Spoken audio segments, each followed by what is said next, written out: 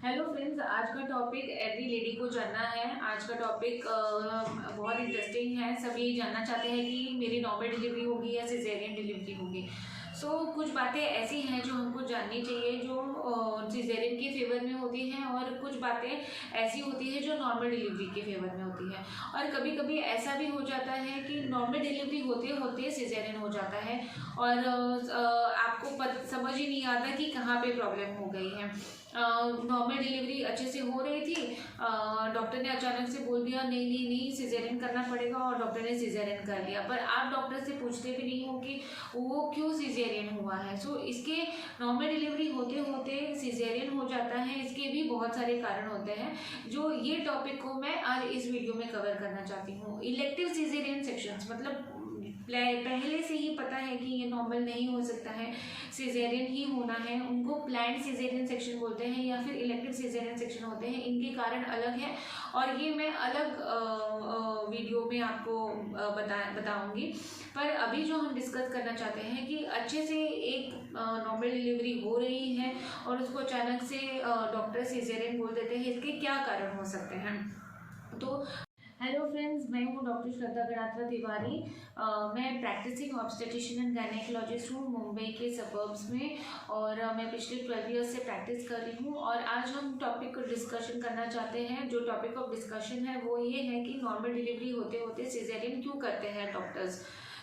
यहाँ पे 3 फैक्टर्स हम ध्यान में रखना चाहते हैं। या फिर दर्द जो है वो सही नहीं आ रहा है, या फिर बच्चे में कुछ प्रॉब्लम हो रहा है, इस वजह से डिलीवरी सही नहीं हो पा रही है, या फिर नीचे की जगह है वो सही नहीं है, इस वजह से डिलीवरी में प्रॉब्लम हो रही है। तो ये 3 फैक्टर्स जो है वो एक लाइन में अच्छे से चलेंगे तब भी कोई नॉर्मल डिलीवरी पॉसिबल होती है। अभी नॉर्मल डिलीवरी के चलते जैसे ही पेशेंट को, जैसे ही एक औरत को जैसे दर्द आता है तो वो दर्द की मात्रा कैसी होती है, दर्द कितनी देर में आता है और कितने घंटे तक रहता है, ये बहुत इंपॉर्टेंट है एक नॉर्मल वजाइनल डिलीवरी होने के लिए। कभी कभी दर्द बहुत ज़्यादा होता है पर नीचे की जगह नहीं खुलती है, और कभी कभी हल्के फुल्के दर्द में भी अच्छे से नीचे से नॉर्मल डिलीवरी हो जाती है। तो दर्द एक बहुत इंपॉर्टेंट रोल प्ले करता है। हर एक को दर्द अलग अलग आता है, और हर एक लेडी में दोनों प्रेगनेंसीज के टाइम पे भी दर्द अलग अलग महसूस होता है। पहली डिलीवरी के वक्त बहुत ज़्यादा पेन समझ में आता है, दूसरी डिलीवरी में हल्के फुल्के पेन में भी अच्छे से शॉर्ट टाइम में डिलीवरी हो जाती है। तो ये दर्द के ऊपर है। पहली फैक्टर तो है जो दर्द के ऊपर है, दर्द कैसा आता है उसके ऊपर हमको डिसाइड करना रहता है कि नॉर्मल डिलीवरी आगे चल के अच्छे से होगी या नहीं। अगर थोड़े थोड़े टाइम में 10-10 मिनट में दर्द 1 से 2 अच्छे कॉन्ट्रैक्शंस आ रहे हैं, वो भी 45 सेकेंड्स तक लास्ट हो रहे हैं, तो अच्छे से नॉर्मल डिलीवरी होने के चांसेस हैं।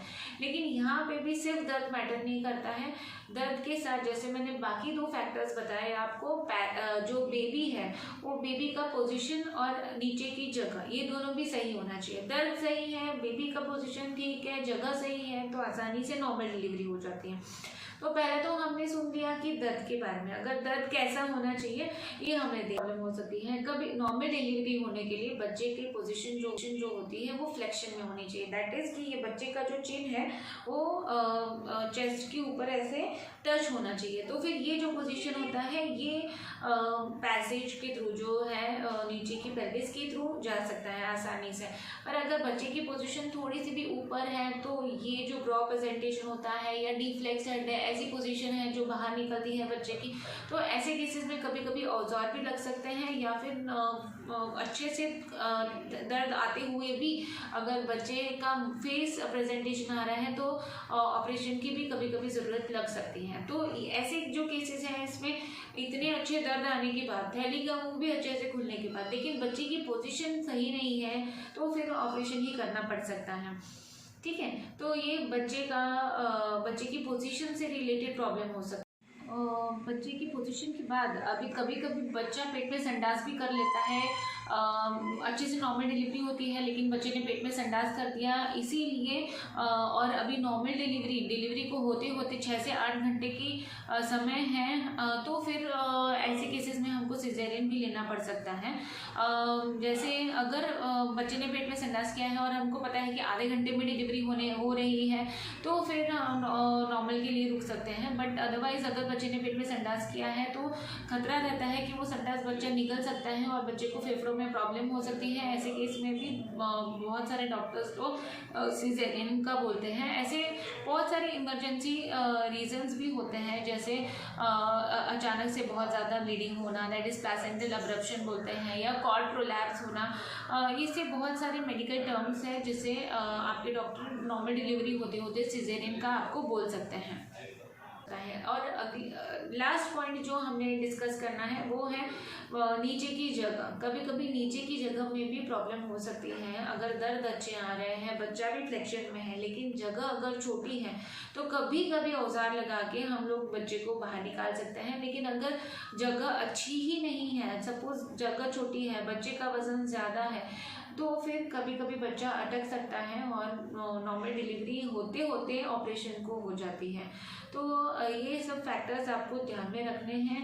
और जब भी डॉक्टर आपको बताते हैं कि नॉर्मल नहीं होगा, ऑपरेशन होगा, तो आपको डॉक्टर से सही से पूछना है कि क्या कारण है, कहाँ पे प्रॉब्लम आ रही है, ताकि आप ऐसा ना हो कि अगले टाइम आप दूसरे डॉक्टर के पास जाओ और आपको पता चले कि क्यों पहला सिजेरियन हुआ है ये आपको पता ही ना हो।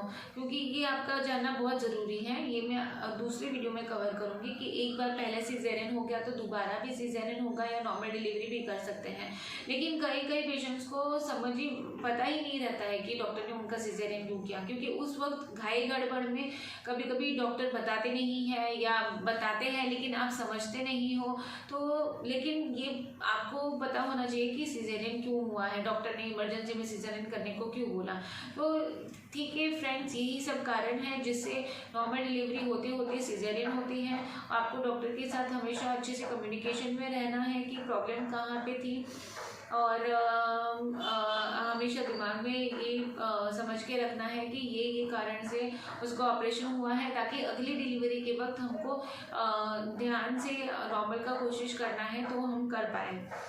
अच्छा, और आपको कोई भी आपके इस टॉपिक से रिलेटेड आपके कोई भी क्वेश्चंस हैं तो आप मुझे कमेंट बॉक्स पे कमेंट करके आप अपने क्वेश्चंस हमको पूछ सकते हो। और प्लीज़ मेरा वीडियो पसंद आया तो लाइक करें, और अपने फ्रेंड्स जो हैं जिनको ये टॉपिक पे ज़्यादा जानकारी की ज़रूरत है उनको शेयर करें। Thank you.